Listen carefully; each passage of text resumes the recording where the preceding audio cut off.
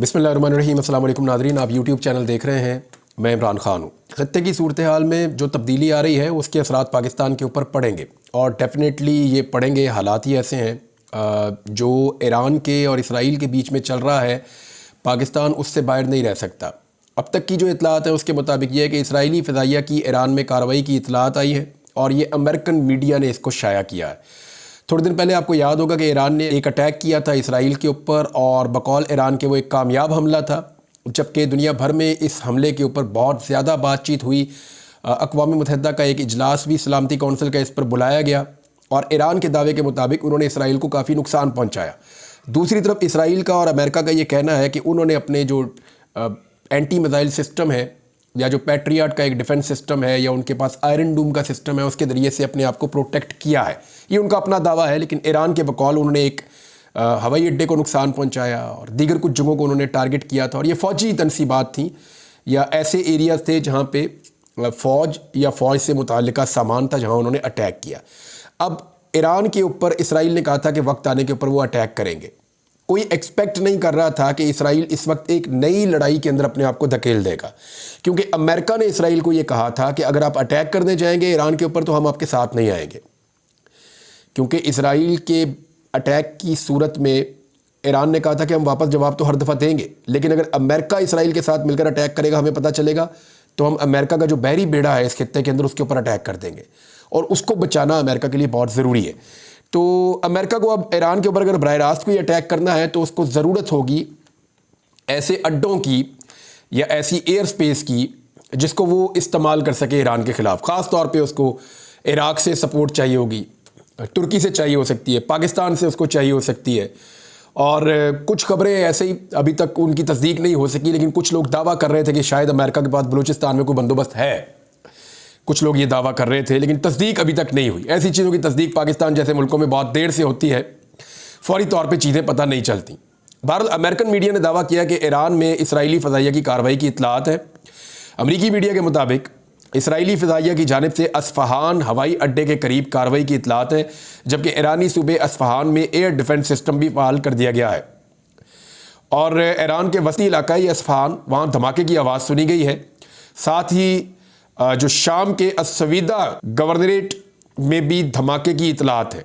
अमरीकी मीडिया ने दावा किया कि इराक़ में बगदाद और बाबल गवर्नरेट में भी धमाके हुए हैं, ताहम किसी जानी नुकसान की ताहाल कोई इतला मौसूल नहीं हुई। ईरानी खबर रसां एजेंसी जो है उसके मुताबिक ईरान ने अपने बहुत सारे शहरों में एयर डिफेंस सिस्टम को फ़ाल कर दिया है। अस्फ़हान और शराज के लिए परवाज़ें मुअत्तल कर दी गई हैं, जबकि तेहरान एयरपोर्ट पर परवाज़ों की मनसूखी के ऐलानात के साथ लोगों को घर जाने की हदायत कर दी गई। ये ईरान और इसराइल के बीच में चल रहा है, इसका इम्पैक्ट इस रीजन पे आएगा पेट्रोलियम मसनूआत की कीमतों में इजाफे की सूरत में। जो अब तक की इतला है उसके मुताबिक ये जो नई टेंशन क्रिएट हुई है, इसके बाद 3% पेट्रोलियम मसनूआत की कीमतें बढ़ी हैं, $92 तक ये पहुँच गई हैं, $89 से $92 तक पहुँच गई हैं। तो 3% के लगभग ये कीमतों में इजाफा हुआ है और इसका इम्पैक्ट अल्टीमेटली पाकिस्तान पे और बाकी मुल्कों के ऊपर आएगा। दूसरी जानिब जो ईरान का दावा है वो भी आपके सामने रखना बहुत ज़रूरी है। और शाम में ईरानी सफारत खाने पर हमले के जवाब में ईरान की जानिब से इसराइल पर ड्रोन हमले किए गए थे और अब इसराइली फ़ौज ने अटैक किया है। इस पर ईरान ने, जो ईरान की फारस न्यूज़ एजेंसी है उसके मुताबिक ईरान के सूबे अस्फ़हान के एयरपोर्ट पर धमाके की आवाज़ सुनी गई थी, जिसके बाद परवाज़ें मुअत्तल कर दी गई थी, जबकि ईरानी फ़ज़ाई दिफाई निज़ाम को फ़ाल कर दिया गया था। ईरानी मीडिया के मुताबिक अस्फ़हान में सुनी जाने वाली धमाकों की वजह मालूम नहीं हो सकी। हालांकि अमरीकी नशरियाती इदारे ABC न्यूज़ ने एक अमरीकी अहलकार का हवाला देते हुए कहा था कि इसराइल ने ईरान पर मिसाइल दागे हैं। ईरानी सरकारी टेलीविज़न के मुताबिक रात 12:30 पर अस्फ़हान के ऊपर 3 ड्रोन हमले किए गए और ईरानी फ़ज़ाइया ने तीनों ड्रोन मार गिराए। ताहम अब सूरत कंट्रोल में है और मुअत्तल परवाज़ें बहाल कर दी गई हैं।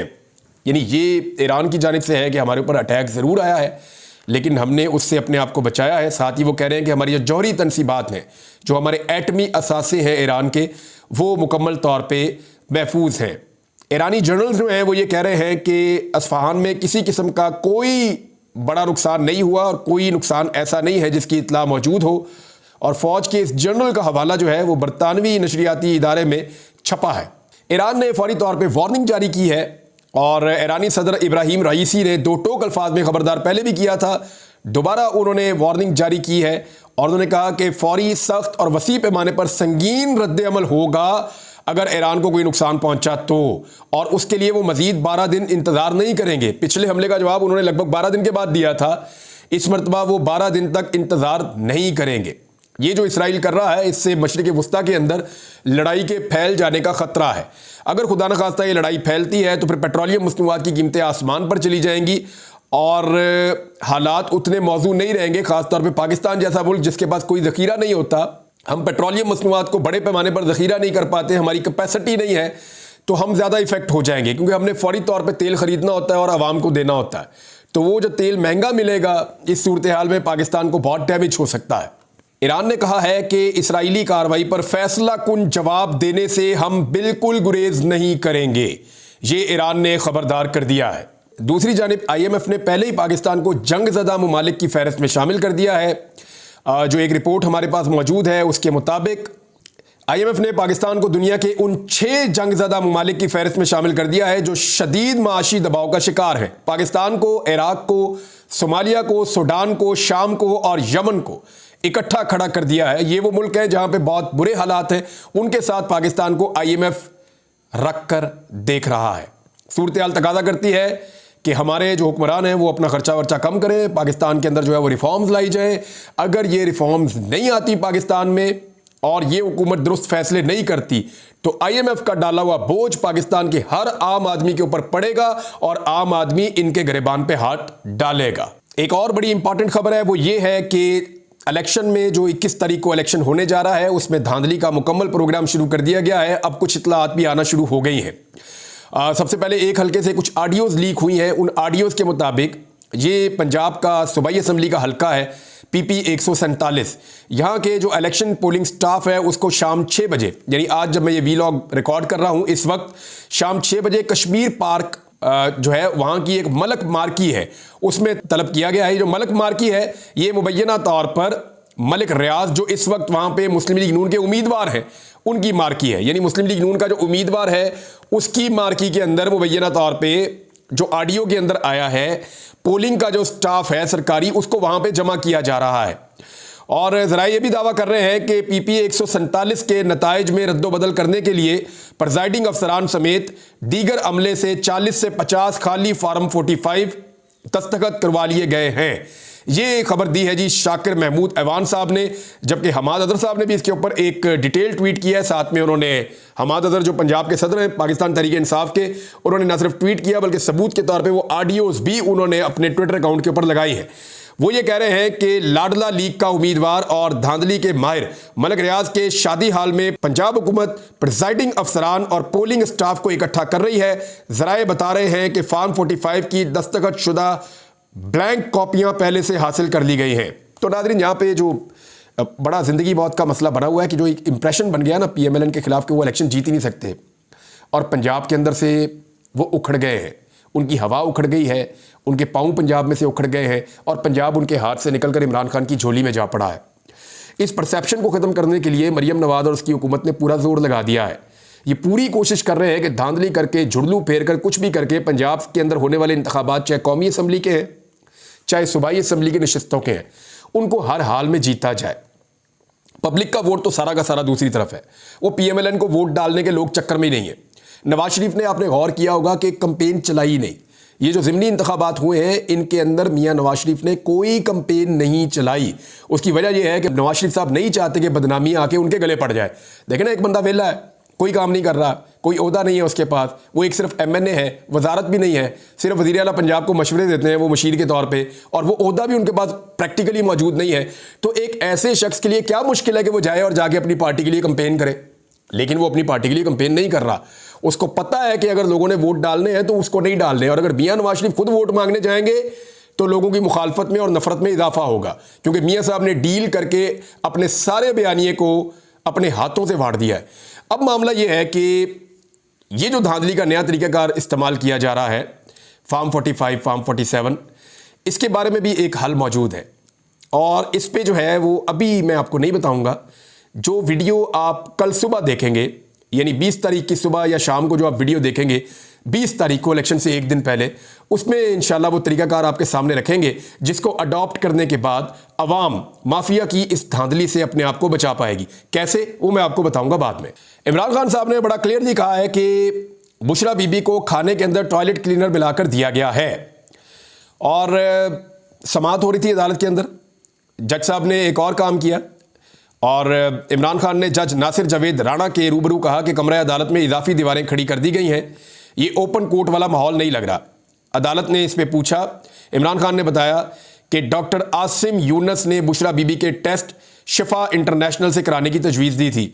जेल इंतजामिया पिम्स अस्पताल से टेस्ट कराने पर बजिद है। इमरान खान ने बताया कि कहा जा रहा है कि जेल मैनुअल के मुताबिक सरकारी अस्पताल ही से टेस्ट कराने की इजाज़त है। अदालत ने डॉक्टर आसिम यूनस के आने की बाबत इस्तफसार करते हुए कहा कि इंसानी बुनियादों पर बुशरा बीबी के टेस्ट निजी अस्पताल से कराने का ऑर्डर कर देते हैं। इमरान खान ने अदालत को बताया कि बुशरा बीबी को टॉयलेट क्लीनर खाने में मिलाकर दिया गया है। बुशरा बीबी की तबीयत बिगड़ती जा रही है, रोज़ इनके मैदे में जलन होती है। इस मौके पर अदालत ने कहा कि समाअत के दौरान प्रेस कॉन्फ्रेंस से गुरेज किया करें, जिस पर इमरान खान ने कहा कि मेरे नाम से बाहर कोई गलत बयान दिया जाता है तो मुझे उसकी वजाहत करना पड़ती है, इसलिए सहाफ़ियों से बात करता हूं। अदालत ने कहा कि डेकोरम का ख्याल ज़रूरी है, आप समाअत के बाद सहाफ़ियों से बात कर लिया करें, जिस पर इमरान खान ने बताया कि समाअत के बाद जेल इंतजामिया मीडिया को कमरा अदालत से बाहर निकाल देती है। उन्होंने इस्तदा की कि अदालत समाअत के बाद सिर्फ 10 मिनट मीडिया से बात करने की इजाज़त दे दिया करे। पाकिस्तान तहरीक इंसाफ को NA 119 यहाँ पे जलसे की इजाज़त मिल गई है और ये जज साहब के ज़रिए से मिली है, क्योंकि देखें जो सूबाई इंतज़ामिया है या जो ज़िले इंतज़ामिया है वो तो इजाज़त दे नहीं रहे, DCs वगैरह तो बिल्कुल परमिशन नहीं देते। डिप्टी कमिश्नर ने साफ कहा जी कि हम इजाज़त नहीं देंगे, क्योंकि मरीम नवाज़ के अंडर उन्होंने काम करना है। मरीम नवाज़ ने हालत बुरी कर देनी है। अगर किसी ने कोई खिलाफ वर्जी कर दी या कोई कानून के ऊपर अगर चल पड़ा तो मरीम नवाज़ ने तो बात ही नहीं सुननी उसकी। लिहाजा फिर अदालत के अंदर जाना पड़ा। अदालत ने उनको जो है वो इजाज़त दी कि आप वहाँ पे जलसा कर सकते हैं और दरख्वास्त गुजार को जलसे की जगह के बारे में कुछ देर में आगाह करे। ये DC ऑफिस को आगाह कर देगा दरख्वास्त गुजार। दूसरी जानिब जहाँ पे ज़िमनी इंतखाबात होने जा रहे हैं, पंजाब के वो 10 अजला हैं, वहाँ पे दफ़ा 144 नाफिज कर दी गई है। यानी इतना खौफ है पाकिस्तान तहरीक इंसाफ का कि अगर उन्होंने किसी जगह जलसा किया तो वो एक मोमेंटम पकड़ लेंगे। देखिए मसला क्या है, पाकिस्तान तहरीक इंसाफ पंजाब में मोमेंटम नहीं पकड़ पा रही। उसके कुछ रीज़न हैं। एक बड़ा रीज़न उसके अंदर यह है कि तहरीक इंसाफ का पहला बड़ा जलसा नहीं हो पा रहा और जो क़यादत है उसमें जो मजबूत लोग हैं वो जेलों के अंदर बंद हैं और जो लोग बाहर हैं उनमें से बहुत सारे जो हैं वो उन्होंने अपने आप को छुपाया हुआ है, वो रूपोश हुए हैं और जिन्होंने नहीं छुपाया हुआ उनके ऊपर बहुत ज़्यादा दबाव है। पुलिस पूरी ताकत के साथ आ रही है। सिर्फ एक बड़ा जलसा या एक बड़ा जुलूस और एक बड़ी एक्टिविटी अगर पंजाब में कहीं हो जाती है तो उसके बाद इस मोमेंटम को रोकना मुश्किल हो जाएगा और बहुत मुश्किल हो जाएगा। लिहाजा हर हाल में अब तक जो है वो इंतज़ामिया, पुलिस, सूबाई हुकूमत, इस्टेब्लिशमेंट वो कुछ ना कुछ करके पाकिस्तान तहरीक इंसाफ के लोगों को दबा कर रखने में कामयाब है कि पंजाब में ये बाहर ना आ जाए। अगर पंजाब में बाहर आ गए तो सिचुएशन बदलना शुरू हो जाएगी। नाज़रीन, एक बहुत अजीब सी चीज़ पाकिस्तान में हो रही है। दुबई में जो बारिशें हो रही है ना, उसमें आसिफ अली जरदारी और बिलावल जरदारी के जो पिट्ठू किस्म के मीडिया वाले लोग हैं या उनसे बहुत प्यार करने वाले लोग हैं या उनके कारकुन वारकुन जो हैं, उन्होंने रौला डाला हुआ है कि जी दुबई में बारिशें हो गई, लेकिन दुबई डूब गया तो कराची डूबता है, तो आप इतना रोला क्यों डालते हैं, अब डालो रोला। तो बात यह है कि तो दुबई हमारा मुल्क नहीं है। दूसरी बात यह है कि दुबई डिज़ाइन ही नहीं हुआ था ऐसी बारिशों के लिए। वो हमेशा से खुश्क खित्ता है, वहाँ पर बारिशें होती ही नहीं थी और ये जो क्लाइमेट चेंज है उसकी वजह से वहाँ पर पहली मरतबा ऐसी सूरत हाल बनी है। लेकिन 3 दिनों के अंदर उन्होंने अपने मुल्क को कैसे संभाला है ज़रा जाकर वो भी देख लें। बेशतर इलाके उन्होंने क्लियर कर दिए हैं और 1 हफ्ते के अंदर हर चीज़ को वो नॉर्मलाइज कर देंगे, जबकि कराची 1 महीने तक नॉर्मलाइज नहीं होता। उसको डिज़ाइन किया गया उस शहर को बारिशों को ना देखते हुए, यानी वो डिज़ाइन ही ऐसे किया गया कि वहाँ बारिशें होती नहीं थी। और अब जब उनको ये मसला आया है, अगले चंद सालों में आप देखिएगा दुबई पूरा का पूरा बदल जाएगा, जितनी मर्जी बारिशें हो। कराची जो है वो हर साल डूबता नहीं है, वहाँ कचरे के ढेर हैं, वहाँ तजावज़ात हैं, वहाँ पे इल्लीगल कंस्ट्रक्शन है, वहाँ पे बगैर नक्शों के इन्होंने चाइना कटिंग की हुई है। हुक्मरानों ने जो है वो अंधाधुंध जो है वो आबादियाँ फैलाई हैं और किसी कानून पर वहाँ अमल दरामद नहीं हुआ। टके का काम इन्होंने नहीं किया, कभी नालों की सफाई नहीं हुई, कभी इन्होंने जो है वो कचरा नहीं उठाया। तो ऐसी सूरत हाल में कराची जो है वो डूबता नहीं है बारिश में, उसको डबोया जाता है। कुदरती आफत में दुबई डूबा है, सिर्फ कराची को कुदरती आफत नहीं डुबोती, उसको हर दफ़ा डबोया जाता है। लिहाजा दुबई और कराची का मवाजना करने वाले मुंह बंद रखें। नुसरत जावेद साहब ने क्लेम किया, क्योंकि आसिफ अली जरदारी साहब ने जब पार्लियामेंट के अंदर तकरीर की तो एक तो उन पे बड़ा एहतजाज हुआ, बड़ा रोला पड़ा हुआ था वहाँ पे। नुसरत जावेद साहब का क्लेम है कि वो जो नहीं आए ना लोग, और कौन कौन नहीं आया ज़रा मैं आपको बता देता हूँ। चीफ जस्टिस ऑफ पाकिस्तान भी नहीं आए, जो तीनों सर्विसेज चीफ्स हैं, एयरफोर्स, बैरिया, आर्मी चीफ, ये तीनों इजलास में शरीक नहीं हुए। पंजाब, सिंध और खैबर पख्तूनख्वा के वज़ीर आला भी नहीं आए, और चारों गवर्नर्स भी इजलास के अंदर नहीं आए। अब नुसरत जावेद साहब ने खबर दी है कि जो सर्विसेज चीफ्स नहीं आए, आर्मी चीफ और उनके साथ दूसरे जो आला फौजी अफसरान हैं, वो सदर पाकिस्तान जो कमांडर इन चीफ हैं, उनकी तकरीर सुनने के लिए जो नहीं आए, उसकी वजह यह है कि उन्हें ये इन्फॉर्मेशन मिल गई थी कि वहाँ बहुत तगड़ा एहतजाज हो रहा है, और अगर हम वहाँ पे जाएंगे तो एहतजाज का रुख कहीं हमारी तरफ या कोई इस तरफ ना मुड़ जाए। इस तरह से उन्होंने एक बात बताई नुसरत जावेद साहब ने। हो सकता है उनके पास ये इतला मौजूद हो। तो वज़ीर आला गिलगित बल्तिस्तान भी नहीं आए, वज़ीर आज़म आज़ाद और जम्मू कश्मीर भी इजलास में नहीं आए, यानी जरदारी साहब के अंदर किसी ने दिलचस्पी नहीं ली। ये हालत है सदर पाकिस्तान की। अब तक के लिए इतने, अपना ख्याल रखिएगा, अपने इस चैनल का भी। अल्लाह हाफ़िज़।